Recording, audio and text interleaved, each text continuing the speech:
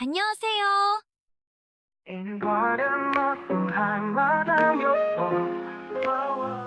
The city of Seoul shimmered under the neon glow of 1,000 lights, its restless heartbeat pulsing through the streets. Inside the glass fortress of Hyun Group's corporate headquarters, Kim Hye-soo stood by the floor-to-ceiling windows of his office, gazing down at the world he controlled. At 27, he had built an empire in pharmaceuticals, revered for his strategic mind and feared for his cold demeanor. Love, in his world, was a distraction, a weakness he had no intention of indulging. Then came Song Hye-kyo. She entered his life not with grandeur, but with quiet determination. Hired as his personal secretary, she moved through the corporate maze with a grace that contradicted the cutthroat world around her. Hardworking, diligent, and kind, she was nothing like the women Hye-soo had encountered before, those who saw him as nothing more than a means to an end. Yet there was something about her, something that unsettled him. It was in the way she carried herself, the way she met his sharp words with steady resolve, the way her presence disrupted the pristine order of his world. One evening, as the office emptied out and the distant hum of traffic filled the silence, Hye-soo found himself watching her. She was unaware of his gaze, too focused on organizing files on his desk. Her fingers brushed against a framed photo, a relic he had long ignored. The image of his father, a man who had built Hyun Group with ruthless ambition, stared back at him. A shadow flickered across Hye-kyo's face before she quickly placed it back, as if sensing the weight of the memories attached to it. "Why did you look at that picture like that?" His voice was calm, but it carried the force of an interrogation. She hesitated, then met his gaze. "Because I know what it's like to carry the weight of someone else's expectations." Hye-soo's expression remained unreadable, but inside, something shifted. He had spent years perfecting the art of emotional detachment, yet this woman, this mere secretary, had managed to peel away a layer of his defenses with a single sentence. "People don't change," he said coolly, returning his attention to the city outside. "They just learn to hide their scars better." "Maybe," she agreed, tucking a stray strand of hair behind her ear. "But that doesn't mean they stop feeling pain." For the first time in years, Kim Hye-soo had no immediate response. He watched as she gathered her things and walked toward the door. Just as she reached it, she hesitated, then turned to face him once more. "You may not believe in change, but I do. And I think that one day you will too." And with that, she left, leaving behind a silence heavier than before. Hye-soo remained by the window, his reflection staring back at him, fragmented against the city lights. Her words echoed in his mind, a whisper against the walls he had built so carefully around himself. For the first time in years, Kim Hye-soo felt something he couldn't quite understand, and he hated it. The early morning air was crisp, carrying the scent of fresh rain as Song Hye-kyo stepped into the office. The familiar routine should have brought her comfort, but today, an unease settled deep in her chest. The encounter from the previous evening with Kim Hye-soo replayed in her mind his words, his guarded expression, the flicker of something unspoken in his eyes. She had always sensed there was more to him than the ruthless businessman the world saw. Yet, she had no right to pry into a past he had no intention of revealing. "Hye-kyo." Her thoughts scattered at the sound of his voice. She turned to see Hye-soo standing by his office door, his sharp eyes scanning her. His expression was unreadable, yet she sensed an unusual hesitance in him. "Come in." Inside his office, the silence felt heavier than usual. Hye-kyo sat across from him, waiting. The tension between them was palpable. "Do you know why I hired you?" His voice was calm, but his fingers tapped subtly against the desk, a habit she recognized as his attempt to mask unease. She frowned, caught off guard by the question. "Because I'm qualified for the job?" A ghost of a smirk crossed his lips, but it was gone just as quickly. "That's part of it," he admitted. "But I also saw something familiar in you. A past you don't speak about, a pain you've buried." Hye-kyo's breath caught in her throat. She had spent years perfecting the art of concealment, keeping her struggles and fears locked away. But now, under his piercing gaze, she felt exposed. "I don't know what you mean," she said carefully. His expression hardened. "I think you do." A heavy silence stretched between them. She wanted to deny it, to pretend that the past was nothing more than distant memories. But the truth was she understood his words all too well. Before she could respond, Hye-soo leaned back in his chair, his gaze dark. People like us, we don't just forget the past, we carry it. His words struck a chord deep within her. She had spent years believing she had left her pain behind, but perhaps, like him, she had merely learned to live with it. The moment was broken by the sharp ring of his phone. He glanced at the screen, his expression shifting ever so slightly. Something about that call unsettled him. Without another word, he stood. This conversation isn't over. As he turned away to take the call, Hye-kyo watched him, a sense of foreboding settling over her. Whatever he was hiding, whatever had built the walls around his heart, she knew now that it was something far deeper than she had imagined. And for the first time, she wasn't sure she wanted to know the truth. The days following their conversation were filled with unspoken tension. Hye-kyo went about her tasks as if nothing had changed, but she couldn't ignore the way Hye-soo's eyes lingered on her just a second longer than before. There was something about the way he carried himself no more distant, yet strangely attentive. It was as if he was struggling to maintain the carefully crafted barriers he had spent years reinforcing. It was a Friday afternoon when fate forced them together once again. A charity gala, hosted by Hyun Group, brought the city's elite under one roof. The grand ballroom of the Seoul Ritz glowed with chandeliers, casting a warm golden hue over the elegantly dressed guests.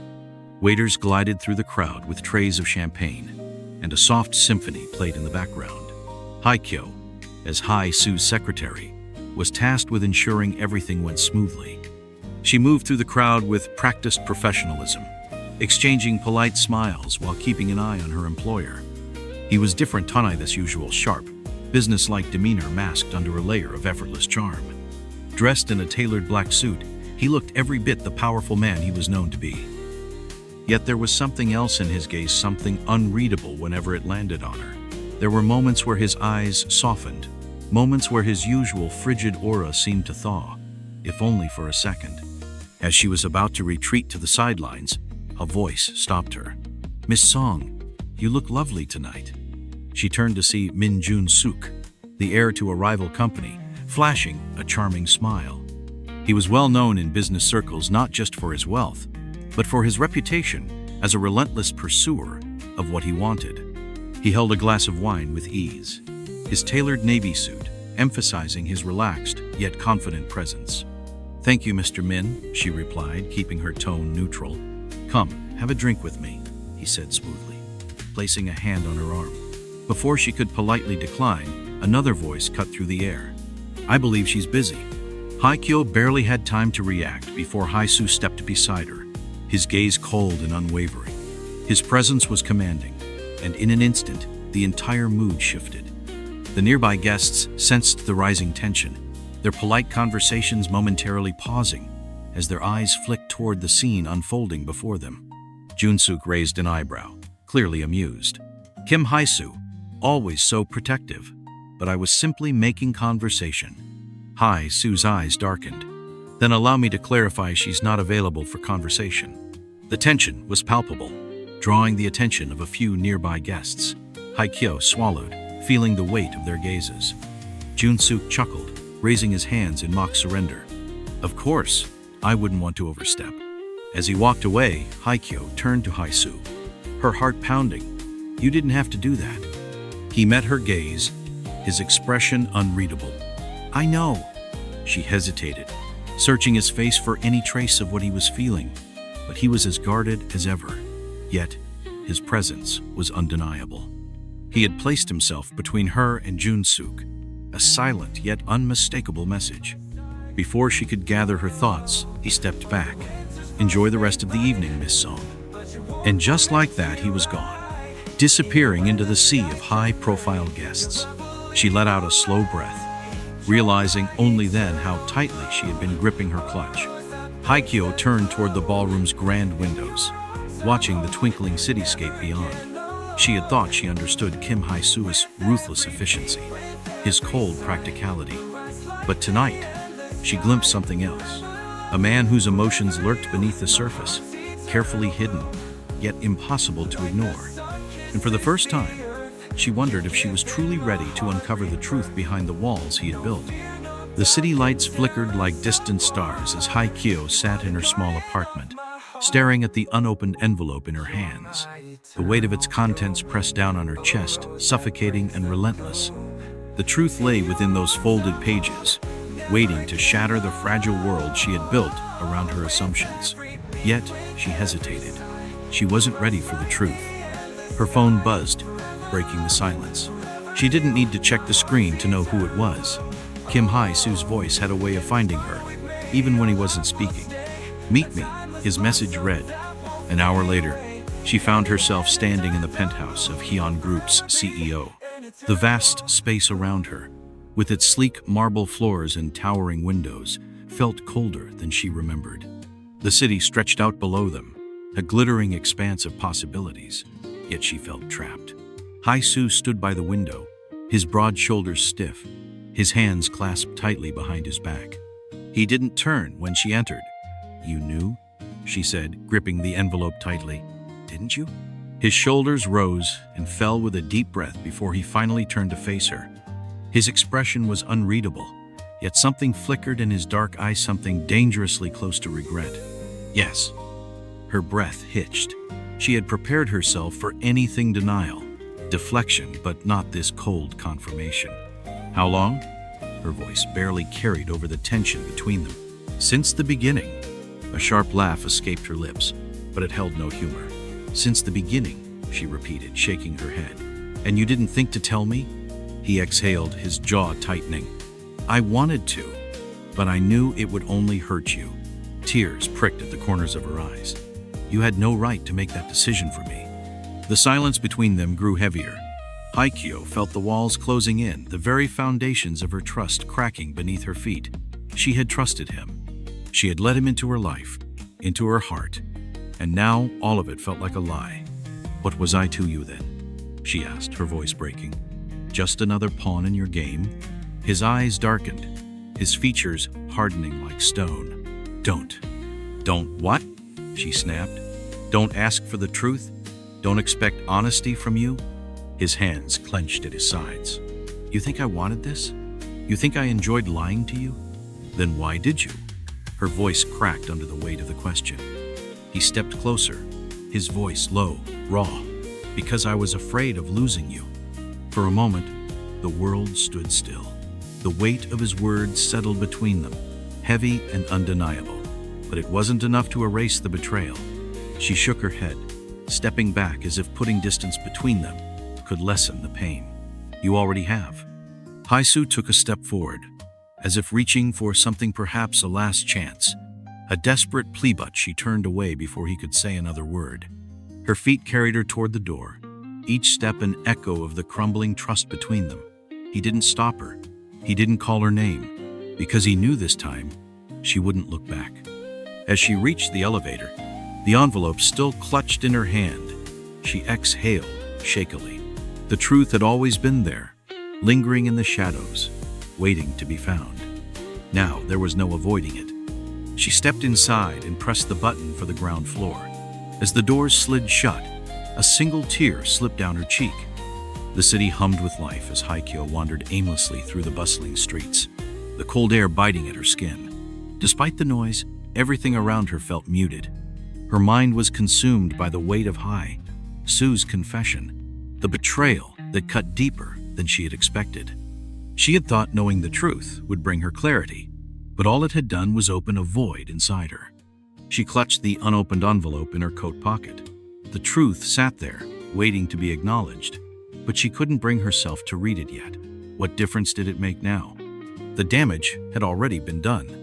Her steps led her to a familiar place, a quiet cafe tucked away from the main streets, the same one she used to visit during her university days. She slipped inside, grateful for the warmth. As she ordered a tea, she noticed a couple sitting by the window, their hands intertwined, their gazes filled with silent understanding. A pang of longing hit her chest, and she looked away. Just then, her phone vibrated. She hesitated before pulling it out, knowing exactly who it would be. "Hae-soo, where are you?" She stared at the message, her fingers hovering over the screen. A part of her wanted to ignore him, to pretend that nothing had happened. But another part, the part that still held onto the memories they had built together, couldn't bring itself to let go just yet. Before she could decide, the bell above the cafe door chimed. She stiffened. Footsteps approached, slow and deliberate. She didn't need to turn around to know who it was. Hye-kyo. Her grip tightened around the cup. You shouldn't be here. Hye-soo exhaled, pulling out the chair across from her and sitting down. His expression was unreadable, but his eyes were filled with something she couldn't quite decipher. You didn't answer my message, he said quietly. She let out a bitter chuckle. And you think showing up unannounced is a better approach? His jaw tightened. I had to see you. She looked away, focusing on the steam rising from her tea. Why? So you can explain yourself again? So you can justify what you did? He hesitated before answering. Because I can't let this be the end. Her heart clenched at his words, but she forced herself to remain composed. You don't get to decide that. A heavy silence settled between them. He reached into his pocket and placed something on the table, a small, delicate necklace with a pendant she recognized instantly. It was the one she had lost years ago, during a rainy evening when she had been too lost in thought to notice it slipping from her fingers. I never told you, but I found it that night, he said softly. I kept it, thinking one day I'd return it to you. I guess I was just waiting for the right moment. She stared at the pendant, her throat tightening. Memories flooded her mind of rainy nights, of quiet moments they had shared, of the way he had always watched over her even when she hadn't noticed. Hye-soo leaned forward slightly, his voice barely above a whisper. I know I hurt you, but if there's even a chance that we can fix this, tell me what I have to do. Tears burned at the corners of her eyes, but she blinked them away. Could she truly trust him again? Could she let herself believe that there was still something worth saving? The cafe buzzed around them, indifferent to their fragile moment. The world had not stopped for their pain. But as she looked at the necklace, and then at him, she realized something perhaps fate had never intended for them to walk away so easily.